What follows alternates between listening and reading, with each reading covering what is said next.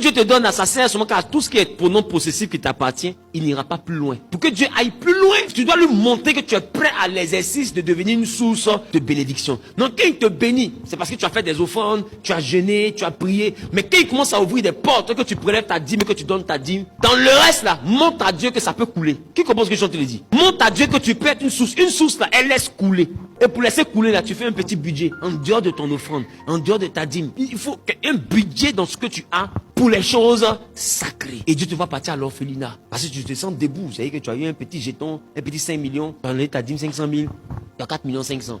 Bon, c'est encore un peu, c'est quelque chose quand même. Pour montrer à Dieu que ça peut couler, tu ne prends pas tous les 4 millions 500 pour aller débrouiller dans ton compte. Qu'est-ce qu'il a fait de ma vie? Sache que tout ce que Dieu te donne, il aspire que tu deviennes une source. Donc il faut te demander dans les 4 millions 500 qui restent là, qu'est-ce qui doit couler? Tu peux enlever 100 000 ou 200 000 dedans. Et puis tu t'en vas. Dans tes balades, c'est un budget, c'est dans une enveloppe. On appelle ça enveloppe source. C'est qui va couler. C'est pas de la gentillesse, c'est la continuité de ta spiritualité. Ce n'est pas de la bonté, c'est un exercice purement spirituel. Pour montrer à Dieu que s'il te rend milliardaire, ça a coulé encore plus. Et quand Dieu voit que tu as une main qui donne comme ça, la Bible dit qu'il donne à l'excès ne fait que s'enrichir. Parce qu'il voit que ça coule. Et puis si ça coule, il va te bénir. Parce qu'il sait que quand les gens sont en train de prier parce qu'ils ont faim, tu deviens la réponse à leur prière. Tu leur envoies à manger. Quand les gens sont en train de prier comment agrandir leur commerce, tu deviens la réponse. Tu donnes un financement à celle qui n'a personne pour l'aider. Alors, Dieu va commencer à te bénir parce qu'il sait que quand les gens prient, il peut compter sur toi pour exaucer. Parce que la réponse à la prière d'un homme, c'est l'apparition d'un homme. Et cet homme-là doit avoir un cœur pour les autres, pour que Dieu sente que si jamais il te bénit puissamment, ta main sera une bénédiction pour les autres. Est-ce que vous comprenez ce que je suis en train de dire? Donc c'est un exercice du sacré. Donc donner à l'église, c'est une bonne chose pour le début de ton exaucement. Mais donner qu'à l'église, c'est la source de ta pauvreté. Tu as donné un peu trop.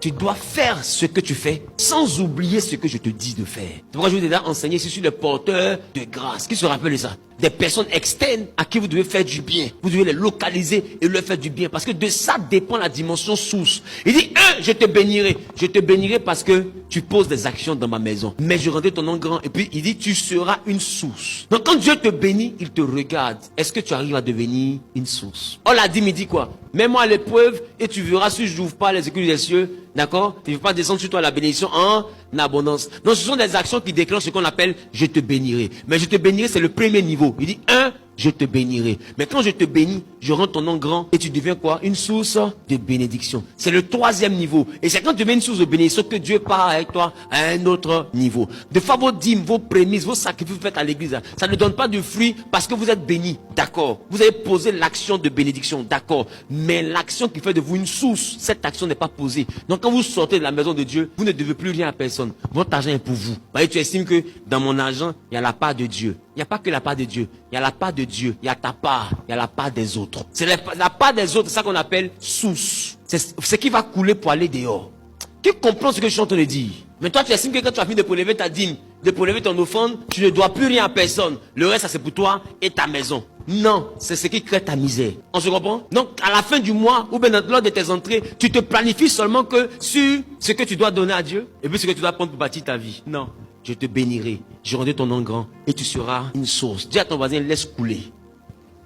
Et le problème, c'est que quand vous finissez de prélever vos dîmes, et puis vous voulez laisser couler, vous n'allez encore laisser couler dans la main du pasteur. Parce que tu estimes qu'il a l'onction, si je lui donne, celui qui bénit Israël sera béni. Qui t'a dit que le pasteur c'est Israël? Je m'appelle Israël. Mais arrêtez, ça appauvrit.